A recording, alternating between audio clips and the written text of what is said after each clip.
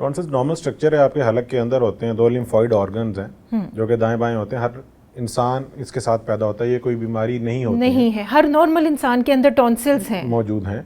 Age group क्या बच्चों में टॉन्सिलाइटिस ज़्यादा है? अच्छा, टॉन्सिल्स की हम जो इस टाइम पे डिस्कशन कर रहे हैं वो क्रॉनिक टॉन्सिलाइटिस की कर रहे हैं। अगर हम एज ग्रुप की बात करें तो क्रॉनिक टॉन्सिलाइटिस 3-4 साल के बच्चे से शुरू हो जाता है और टिल 10, 11, 12 और इवन के लेट एज तक भी जाता है, 40s तक भी। एक बच्चे की सर्जरी हो जाती है, टॉन्सिल्स रिमूव हो जाते हैं, तो क्या टॉन्सिल्स ऐसा ऑर्गन है कि हमारी बॉडी में दोबारा ग्रो कर सकता है? नहीं, टॉन्सिल्स ऐसा ऑर्गन नहीं है ग्रो कर जाए। कई दफ़ा ऐसा होता है कि सर्जन से कुछ ना कुछ इसका पार्ट मिस हो जाता है और ये क्वाइट हम देखते हैं। बात का तो इसको हम सर्जरी कॉम्प्लिकेशंस कह सकते हैं? कॉम्प्लिकेशन नहीं, इनकॉम्पिटेंट सर्जन कह सकते हैं कि जो सर्जन या तो वो सर्जन ही नहीं है, क्वालिफाइड ट्रेन्ड सर्जन नहीं था।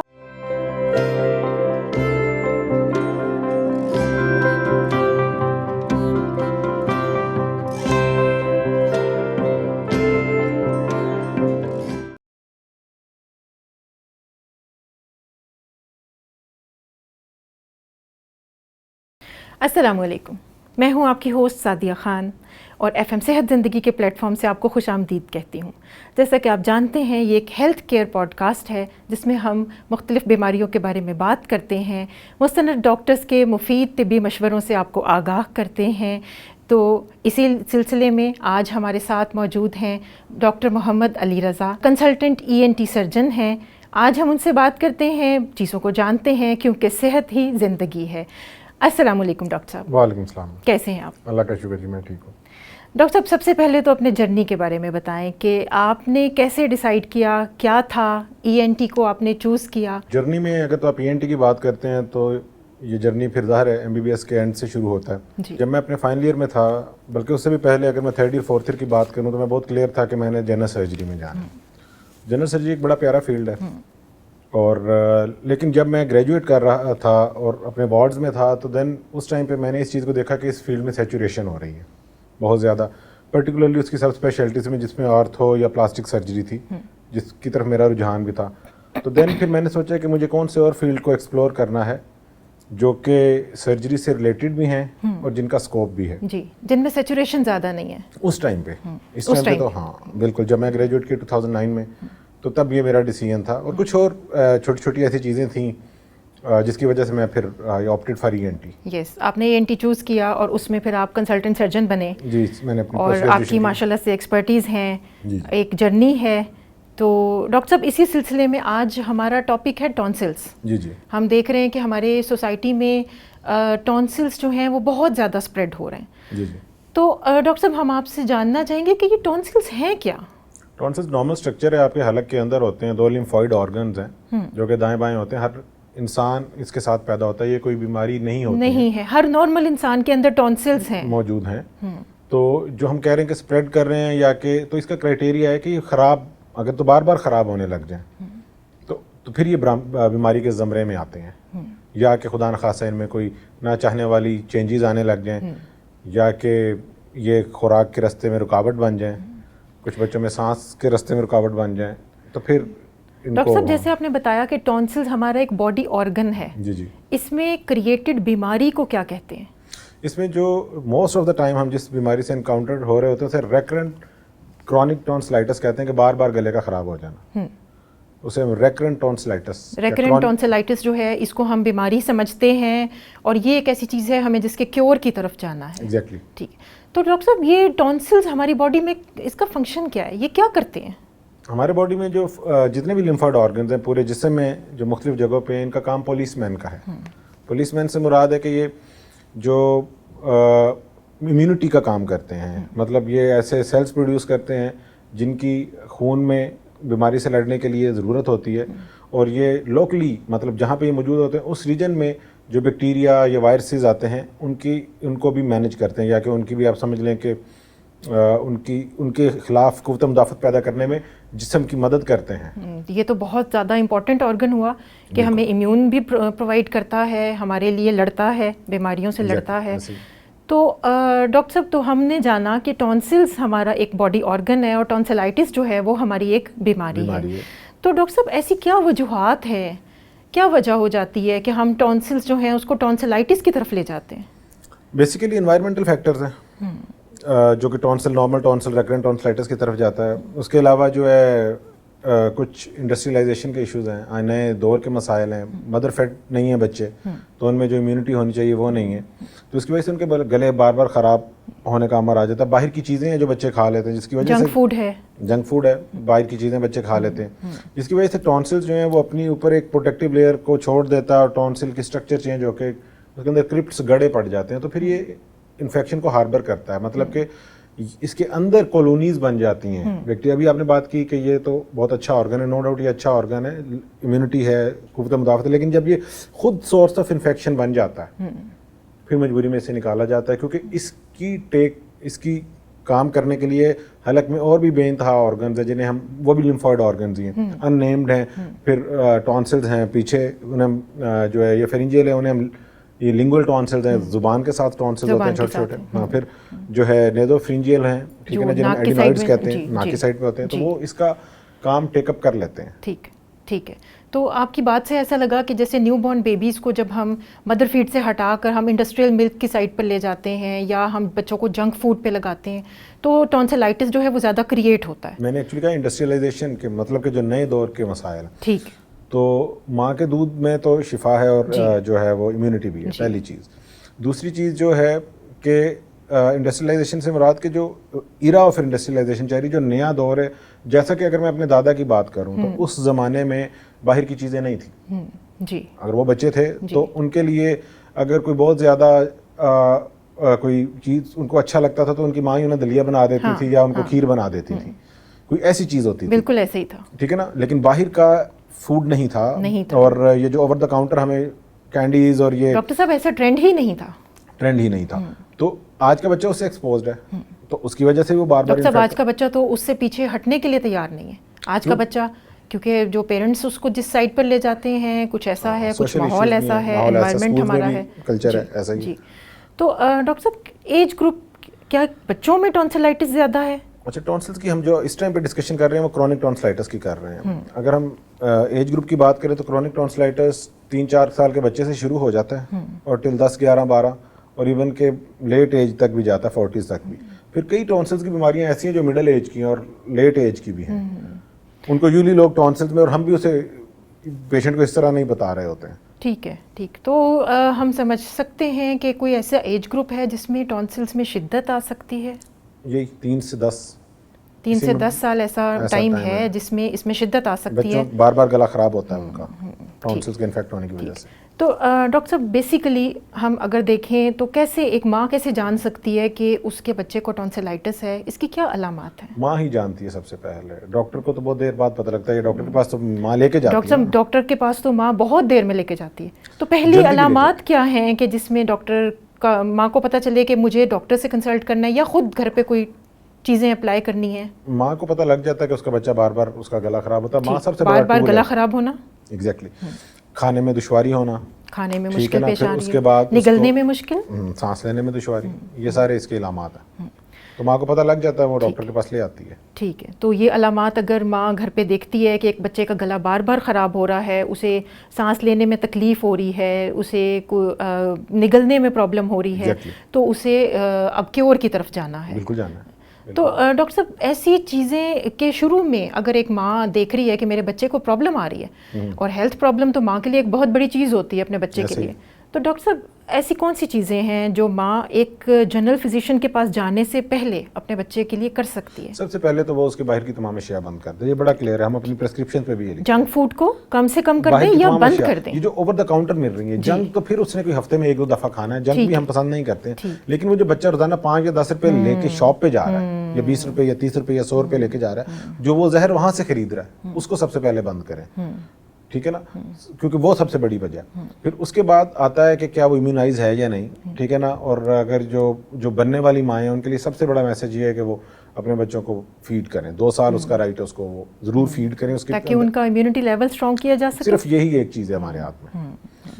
اور پھر اس کے بعد جو اس کی امیونائزیشن کا اسٹیٹس اچھا ہو. پھر اس کے بعد کئی ایک چیزیں ہیں جو کہ ڈاکٹر کے پاس جب آپ جاتے ہیں تو آپ کو آپریٹ سے پہلے وہ کر سکتا ہے یا کہ اس کے پاس ایک ونڈو ہوتی ہے جی جس میں وہ اس کو جب ہم سرجری سے بچ سکتے ہیں. تو ڈاکٹر صاحب آپ کیا سمجھتے ہیں کہ کون سی سٹیج ایسی ہے کہ ایک ماں کو اپنے بچے کے ساتھ ڈاکٹر سے کنسلٹ ضرور کر لینا چاہیے, ENT کے پاس آ جانا چاہیے؟ اس کی بڑی کلیئر سی ایک جو ہے کرائٹیریا یہ ہے کہ اگر تو ایک انسان کا گلا سال میں 12 ماہ میں 4 دفعہ خراب ہوتا ہے تو یہ سیزنل ہے, لیکن اگر ایک انسان کا گلا سال میں 8 دفعہ خراب ہوتا ہے تو یہ سیزنل نہیں ہے, یہ کسی بیماری کی انڈیکیشن ہے. لیکن اب 4 سے 8 کے درمیان کی جو ونڈو ہے وہ ایک گرے ایریا ہے. اس میں آپ یہ سمجھ لیں کہ اگر 5 یا 6 دفعہ خراب ہوتا ہے تو اس کا مطلب ہے کہ وہ الارم ہے, تو وہی ٹائم ہے کہ جب ماں اس کو پیچھے لے جا سکتی ہے. ونس وہ 8 یا 8 سے زیادہ کی فگر اٹین کر لیتا ہے پھر تو اتنی دفعہ بیسیکلی بچہ بیمار ہو رہا ہے کہ ماں یہ کہتی ہے کہ بیمار ہی رہتا ہے, کیونکہ بچہ بیمار ہوا ہفتے کے لیے, اس کے بعد بھی ہفتہ اس کا خراب, اس سے پہلے بھی ہفتہ خراب, اسکول بھی مس ہوا, پڑھائی بھی مس ہوئی, تو صحت پہ مزید برا اثر پڑا, اس کی گروتھ رک جاتی ہے. ڈاکٹر صاحب عام طور پہ ہم دیکھتے ہیں کہ جب مائیں اپنے بچوں کو ایسی کسی کنڈیشن میں دیکھتی ہیں تو اینٹی ہسٹامائن کا استعمال شروع کر دیتی ہیں, یہ کہاں تک درست ہے؟ اینٹی ہسٹامین بچوں میں تو بڑی کوشن کے ساتھ دینا چاہیے. یہ بیسیکلی کویک کلچر ہے پاکستان میں. کویک کلچر ہم اسے کہتے ہیں کہ جو بندہ مستعد نہیں ہے وہ دوائی دے دیتا ہے, جس نے اس کے بارے میں پڑھا ہی نہیں ہے وہ دوائی دینا چاہتا ہے, اور جس کو یہی نہیں پتا کہ اس کے انڈیکیشن کیا ہے اور اس کا کانٹرا انڈیکیشن کیا ہے, پھر وہ جو میڈیسن ہے اس کا میکانزم آف ایکشن کیا ہے, پھر سب سے بڑی بات کہ کیا یہ دوائی ہر انسان کے لیے, ہر بچے کے لیے, اور کیا اس کو جو ہے FDA نے ریسنٹلی ختم تو نہیں کروا دیا ہے. اب یہ اسی بندے کو پتا ہے جو مین فیلڈ میں ہے, ایون کہ ایک ڈاکٹر ہے جو کہ مین فیلڈ کے ساتھ نہیں اور ایڈمنسٹریٹو سائڈ, اس بیچارے کو بھی نہیں پتا. ایک فارماسسٹ زیادہ بہتر گائیڈ کر سکتا ہے. کوالیفائڈ فارماسسٹ پاکستان میں ایک ڈفرینٹ طریقے سے ورک کر رہا ہے. فارماسسٹ کا ایک بڑا پیارا رول ہے پوری دنیا میں, لیکن تکلیف کے ساتھ یہ بات کہنی پڑتی ہے کہ پاکستان میں وہ رول ادا نہیں کر رہا فارماسسٹ, اور اس کے لیے وہ بیچارہ ٹرینڈ بھی نہیں ہوا. Most of the time pharmacist اگر ہم آپ کو دیکھیں تو وہ پرچیز میں ہے, سیل اینڈ پرچیز میں, وہ انڈسٹریلسٹ, اور فارماسسٹ کا ایکچوئل کام تو بہت وائڈ ہے. اب جو اچھا کلینیشین ہے وہ اس کا بھی کام کر رہا ہے, اس کی اگر آپ دیکھیں تو اس کا برڈن ڈبل ہوا. ویسٹ میں ایسا نہیں ہے, ویسٹ میں سرجن یا فزیشین نے ڈائگنوز کر دیا, پریسکرپشن پہ اس نے اس کی ڈائگنوسس لکھ کے, تو میڈیسن کا ٹریڈ نیم بھی نہیں, صرف اس کا جو نام ہے جینرک نیم لکھ کے بھیج دیا. اب اس کی ڈوز کیلکولیٹ کرنی, اس کی فریکوینسی کرنی, اس پرٹیکولر, اب اتنا ہی بڑا سیشن فارماسسٹ کا ہے. ڈاکٹر صاحب سالٹ لکھا جاتا ہے, صرف سالٹ لکھا جاتا ہے, انڈسٹری نیم نہیں لکھا جاتا. ٹھیک ہے, ہاں ٹھیک ہے نا, وہ دے دیا جاتا ہے. لیکن پرابلم یہ ہے کہ پاکستان میں ہم اگر یہ چیز کر دیتے ہیں یا دیتے ہیں تو وہ جب جاتا ہے, ایک تو میڈیکل اسٹور کے اوپر فارماسسٹ موجود نہیں ہے, اس نے اپنی ڈگری دی ہوئی ہے اور وہ چل رہی ہے. اب وہ جہاں وہاں پہ جو ڈسپینسر کھڑا ہوا ہے یا کہ ایک سیلز مین کھڑا ہے, وہ کبھی اس کی ڈوز ہی نہیں کیلکولیٹ کر سکتا, اور اگر وہ کر بھی لے تو اس کو انڈیکیشن کانٹرا انڈیکیشن ہے. اور اس سے بڑی بات یہ ہے کہ اگر وہاں پہ فارماسسٹ بھی موجود ہے تو وہ بیچارہ بھی اس چیز کے لیے ٹرین نہیں ہوا ہے. اس نے اپنی ڈگری لی ہے, انٹرنشپ کی ہے, اور وہ فیلڈ میں آیا ہے مینوفیکچرر کے الائے کے طور پہ, وہ فزیشین کے الائے کے طور پہ نہیں آیا, اس نے فزیشینز کو جوائن ہی نہیں کیا. بالکل. اور ڈاکٹر صاحب وہ کیونکہ بچے کی ہسٹری نہیں جانتا ہے, وہ اس کو اس طرح سے اسٹڈی نہیں کر سکتا ہے. ویسٹ میں کیا ہوتا ہے, ویسٹ میں فزیشینز کے ایڈ کے طور پہ یہ لوگ 3 سے 4 5 سال گزارتے ہیں, تو دین دے نو کہ ہم نے کون سی دوائی کس بچے میں دینی ہے, کس میں نہیں دینی ہے, بچہ کیسے پریزنٹ کر رہا ہے, ڈاکٹر کے نوٹس کیا ہیں, وہ کرتا ہے. یہاں پہ ہمارے ہاں یہ سسٹم ہی ڈیولپ نہیں ہو رہا. ڈاکٹر صاحب یہاں ہم اوور دی کاؤنٹر جاتے ہیں اور کچھ بھی پرچیز کر سکتے ہیں, یہ بہت ایک الارمنگ چیز ہے. ایسا ہی ہے. تو ڈاکٹر صاحب کیا یہ ٹونسلائٹس کنٹیجیس ہے, ایک سے دوسرے کو ہو سکتا ہے؟ گھر میں ایک بچے کو ہوا ہے تو کیا دوسرے بچے کسی مشکل میں پڑ سکتے ہیں؟ کرونک ٹونسلائٹس جسے کہتے ہیں نا, وہ تو ایک اینٹیٹی ہے کہ بچے کا گلا بار بار خراب ہونا. اگر ہم اس کے پیچھے جاتے ہیں کہ وہ وائرل انفیکشن سے ہو رہا ہے, بیکٹیریل سے ہو رہا ہے, تو وائرل تو کنٹیجیس ہے, لیکن جو کرونک ٹونسلائٹس ہے وہ صرف وائرل نہیں ہے, وہ اس کے بعد بیکٹیریل میں چینج ہو رہا ہے, بار بار چینج ہو رہا ہے, بار بار چینج ہو رہا ہے. اب وائرل کنٹیجیس ہے, بیکٹیریل بھی کنٹیجیس ہے, لیکن جب آپ اس اینٹیٹی کی بات کریں گے تو یہ کنٹیجیس نہیں ہے, کیونکہ کوئی انسان مطلب میں ایکس ہوں اور ایک پرسن وائی ہے اور مجھے کرونک ٹونسلائٹس ہے, مجھے ہر مہینے گلا خراب ہوتا ہے, تو وہ میرے سے ایک دفعہ تو انفیکشن کیچ کر سکتا ہے, لیکن اگر اس کا امیون سسٹم انٹیکٹ ہے تو وہ ریکرنٹ میں نہیں جائے گا. جی بالکل, تو یہ وہ ریئر کیس میں ہو جائے گا لیکن بار بار نہیں ایز اے ڈیزیز یہ کنٹیجیس نہیں ہوگا. ٹھیک, ایز اے ڈیزیز. تو ڈاکٹر صاحب ہم بعض اوقات دیکھتے ہیں کچھ بچوں کے ٹونسلائٹس اتنے زیادہ سویل کر جاتے ہیں, تو کیا یہ آرگن پھٹ سکتا ہے, یہ برسٹ کر سکتا ہے؟ نہیں, یہ اپینڈس ہے جو کہ برسٹ کر جاتی ہے اندر جب اس میں پس پڑتی ہے, یہ ایک بڑا ہی برا فینومنا کرتا ہے. یہ اپنی پیرافرنجیل اسپیس پیچھے جو اس کی اسپیس ہے پیری ٹونسل ایبسس بنا دیتا ہے, ٹونسل کے پیچھے ریشہ جمع ہونے لگ جاتا ہے اور اندر جمنے لگ جاتا ہے. اسکوئنسی بھی کہتے ہیں, پیری ٹونسل ایبسس بھی کہتے ہیں, اور خدا نخواستہ یہ پیرافرنجیل اسپیس تک بھی جاتا ہے. اور یہ بڑی ڈراسٹک کنڈیشن کہ مریض کا منہ کھلنا بند ہو جاتا ہے, منہ ہی نہیں کھول پاتا, مسلز میسٹیکیشن میں پس بن جاتی ہے اس کے ریجن میں پیچھے, مطلب پریشر دیتی ہے, وہ مزید مشکلات آ جاتی ہیں منہ کھولنے میں, نگلنے میں, سانس لینے میں. ہاں, اور پھر سرجن کے لیے اس پس کو نکالنے میں جی نہ تو اس میں ٹیوب ڈال رہی ہوتی ہے اور نہ اس میں کوئی اور ہم موڈیلٹی کر پاتے, تو وہ بڑی ایک مشکل سی کنڈیشن ہو جاتی ہے. یہ برسٹ نہیں کرتا ہے لیکن یہ ایک لائیو باؤم بن جاتا ہے اندر ہی. تو اس کا مطلب ہے کہ بلیڈنگ کے بھی کوئی چانسز نہیں ہیں؟ آپریٹ کے بعد ہوتی ہے موسٹ آف دا ٹائم, پڑا ہوا نہیں بلیڈ کرے گا. ٹونسل کا سرجری کیا تو اس کا ایک کمپلیکیشن ہے. اگر موسٹلی ہمارے کولیگز اس میں آج کل سٹچ نہیں لگاتے ہیں, اس کو ایک کلاسیکل میتھڈ ہوتا تھا, اس میں بائی ڈائسیکشن کرنے کے بعد 3 سٹچ لگائے جاتے تھے. زیادہ تر جو آج کے سرجنز ہیں وہ اسے اوائڈ کرتے ہیں, جس کا ایک بہت بڑی ریزن آپ کا جو ہے وہ پینل کا آ جانا بھی ہے, جو کیونکہ اس میں سرجن اپنا ٹائم بچا رہا ہوتا ہے. کیونکہ ٹونسلیکٹمی کی سرجری ہافلی 10 to 15 منٹس کی ہے, لیکن جب آپ اس کو سٹچ لگاتے ہیں تو وہ پونے گھنٹے تک چلی جاتی ہے. ڈاکٹر صاحب اب ہم بات کرتے ہیں اس کے علاج کی. اس کے بنیادی علاج کے بارے میں بتائیں, کیا ایسا علاج؟ اس کا بنیادی علاج یہی ہے کہ اگر تو ماں اپنے بچے کو نہیں روک پا رہی ہے باہر کی چیزوں سے, تو معذرت کے ساتھ یہ کہنا پڑے گا کہ جب وہ ٹونسل نکلوا لے گی نا, اس کا بچے کا پھر بھی گلا بار بار ہی خراب ہوگا. اب یہ کوئی بھی نہیں بتاتا ہے, ہم بتاتے ہیں اس چیز کو. ہم کہتے ہیں جی آپ نے کان جہاں سے مرضی پکڑے, آپ کو بچے کو باہر کے زہر سے تو بچانا ہے, جلدی پکڑ لیں تو اچھا ہوگا. اچھا ہوگا نا, بالکل اچھا ہوگا. اور ہم نے ٹونسل سے نکال دیے, گلا تو وہیں پہ, وہاں پہ یوویولا جسے تالو کہتے ہیں لٹک رہا ہے, وہ جو کوبا سا لٹک رہا ہے, حلق ہے, زبان ہے, باقی سٹرکچر تو وہیں پہ ہے. کیا وہ اس زہر سے متاثر نہیں ہوں گی؟ بالکل ہوں گی. تو ٹیک ہوم یہ ہے کہ ٹونسل تو تبھی نکالے جائیں گے جب وہ اب itself source of infection ہو جائیں, لیکن اس کے باوجود بھی آپ کو احتیاط تو وہی کر رہی ہیں. آپ کے لیے وہ جو حرام ہے وہ حرام ہی رہے گا. ٹھیک ہے, تو اس سے بہتر ہے کہ آپ کسی مشکلات کا شکار ہوں, آپ جلد از جلد پہلے اس سے اپنے بچے کو روکیں. اور ڈاکٹر صاحب ایسی کون سی غذا ہے کہ جس سے بچے کو اچھے طریقے سے راغب کیا جا سکتا ہے کہ وہ یہ اوور دا کاؤنٹر چیزیں نہ کھائے؟ ماں کے ہاتھ میں جادو ہے جی, ماں کو پتہ ہے کہ اس میں تو کوئی شک نہیں, کوئی کیا پسند کرتا ہے. اب اگر تو اس کا فوکس اس کا بچہ ہے تو اس کا بچہ باہر کی چیز نہیں کھائے گا. بالکل. لیکن اگر اس کا فوکس اس کا بچہ نہیں ہے تو اس کا فوکس کچھ اور ہے اس ٹائم پہ, اور وہ اس کی مجبوری ہو سکتی ہے, کوئی جاب ہو سکتی ہے, کچھ بھی ہو سکتا ہے. اب اس میں اس نے اپنے اس ٹائم کو کل کرنے کے لیے یا اس ٹائم کو پروڈکٹیو کرنے کے لیے اس کو ایک پرٹیکولر اماؤنٹ دینی ہے, یہ ایشو ہے. تو اس کو 2 طرح سے دیکھنا ہے, صرف میڈیکلی, یہ سوشل ایشو بھی ہے. جی بالکل, ٹھیک ہے نا. تو کیونکہ جو فوڈ کو پیلیٹیبل بنانے کے لیے اٹ ٹیکس ٹائم, جو غذا ہے. اور ایک اور بہت بڑا ٹرینڈ ہے کہ ہم چاہتے ہیں کہ ہمارا بچہ کھائے کھائے کھائے, یہ بھی غلط ہے.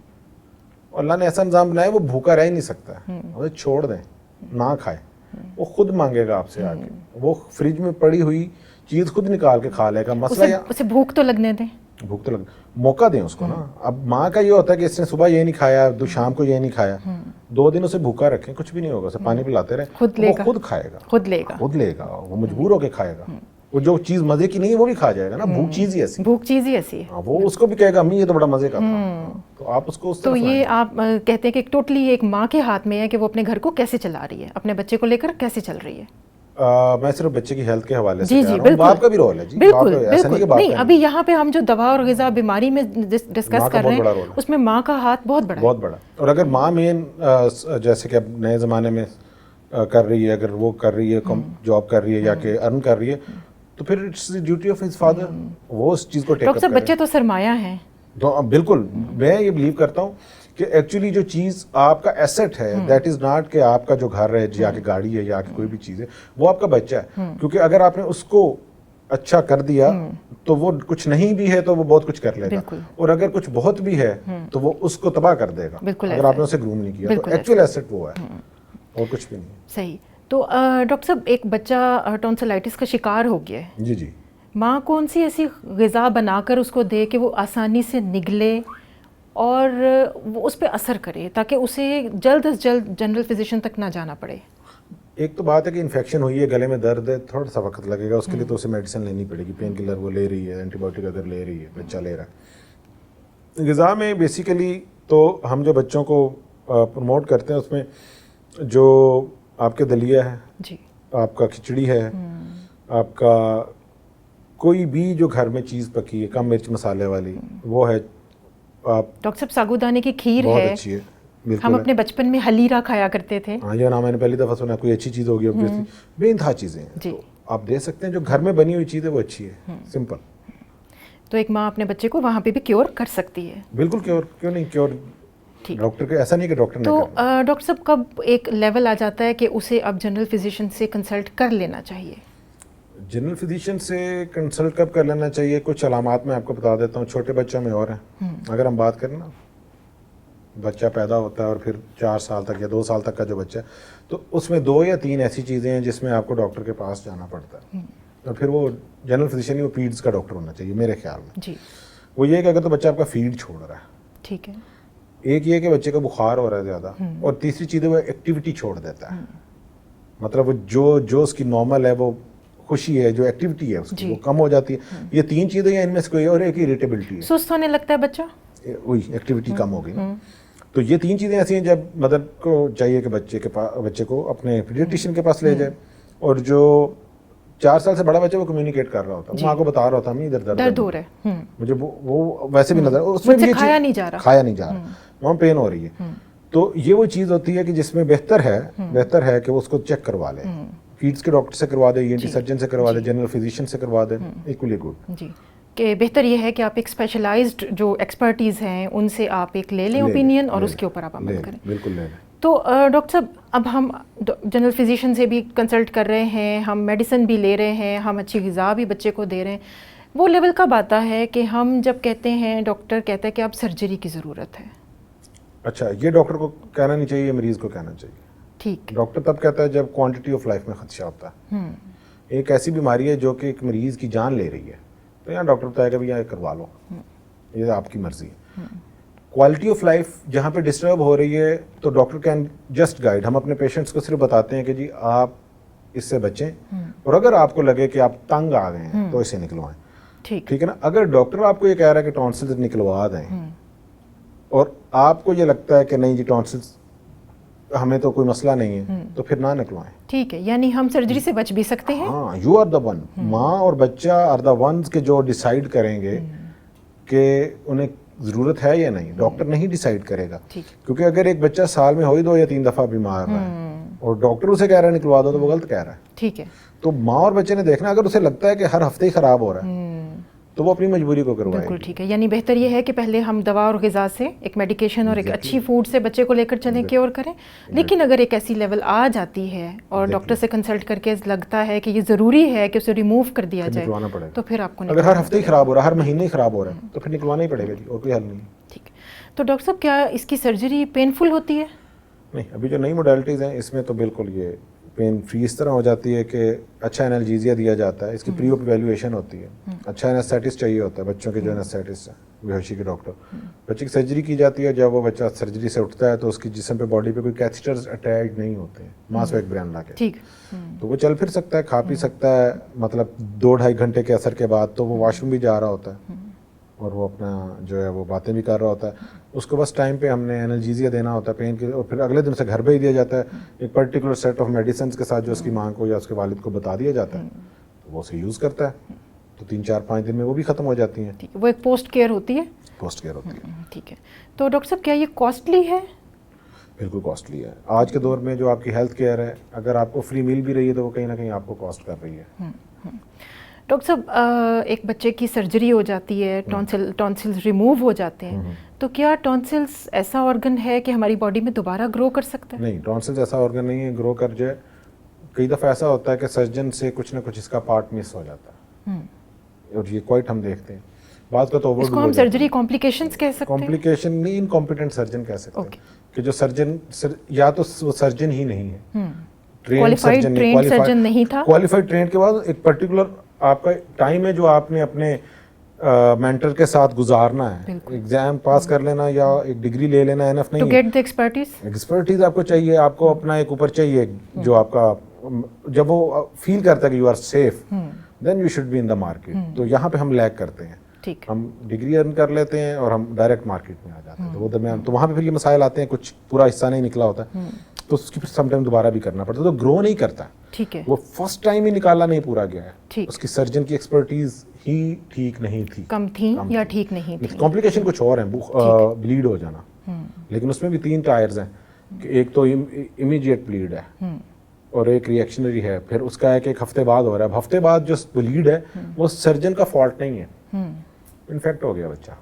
जो 2-3 दिन में ब्लीड कर रहा है उसमें हम कह सकते हैं कि या तो उसका टाई स्लिप कर गया या उसने टाई लगाया ही नहीं है, उसने बांधा ही नहीं, उसने नॉट ही नहीं लगाई। डॉक्टर साहब, टॉन्सिल्स रिमूव हो गए हैं, अब टॉन्सिल्स के बाद विदाउट टॉन्सिल्स जिंदगी क्या है? हसीन है, कोई फर्क नहीं पड़ेगा, कोई प्रॉब्लम नहीं होती, सिर्फ मामूली सी आवाज जो चेंज हो जाती है लोगों की, बच्चों की थोड़ी सी, और ये बताते हैं आवाज़ चेंज हो सकती है, और कुछ लोगों का नेजल ट्वैंग आ जाता है कि आवाज़ नाक से आती हुई महसूस होती है, लेकिन जो ग्रो करते हैं वो चेंज हो जाते, ठीक हो जाते हैं। तो ये तो पहले बताना है ना, ये तो हमने पहले पेशेंट्स को बता के, कंसल्टेंट जो होता है वो कंप्लीटली गाइड करते हैं, वो गाइड करते हैं। देखें, टॉन्सिल्स की सर्जरी मरीज ने अपनी मजबूरी से करवानी है, सर्जन ने उसे उकसाना नहीं है, सिंपल। ये डॉक्टर ने, यंग डॉक्टर्स के लिए भी मैसेज है और पेशेंट्स के लिए भी मैसेज है। अगर तो मरीज तंग है और वो सर्जरी करवा रहा है तो वो फिर छोटी छोटी चीज़ों को निगलेक्ट करेगा, और उसका अगर ब्लीड हो जाता है तो वो उस चीज़ के लिए इख्तियार भी होगा जी। जब मैं गाड़ी खरीदने जाऊंगा नहीं और मुझे वो पसंद होगी और उसमें अगर कोई फॉल्ट आएगी तो मैं क्या करूंगा? मैं कहूँगा यार अब मैंने इसे ठीक करवाना, मैंने ही करवानी, मैं नहीं करवानी। तो जब पेशेंट की नीड होगी तो और तरीके से डायनामिक्स होंगी, और जब डॉक्टर की नीड होगी तो फिर और डायनामिक्स होंगी। तो डॉक्टर की नीड पे तो होना ही नहीं चाहिए, ठीक, पेशेंट की नीड पे होना चाहिए। ठीक है।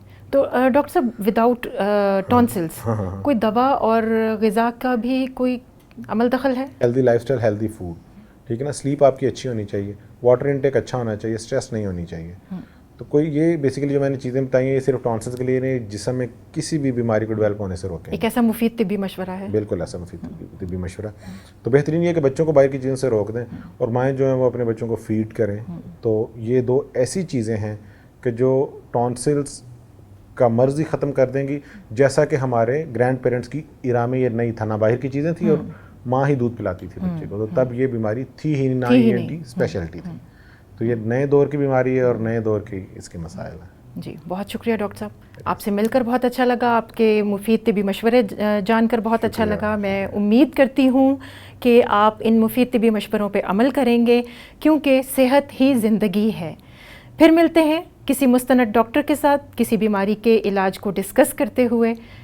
बहुत शुक्रिया, अपना बहुत सा ख्याल रखिए, कमेंट में आगाह करते रहिए। मज़ीद किस बारे में जानना चाहते हैं, सुनना चाहते हैं, सीखना चाहते हैं, हमें बताइए। अल्लाह हाफ़िज़।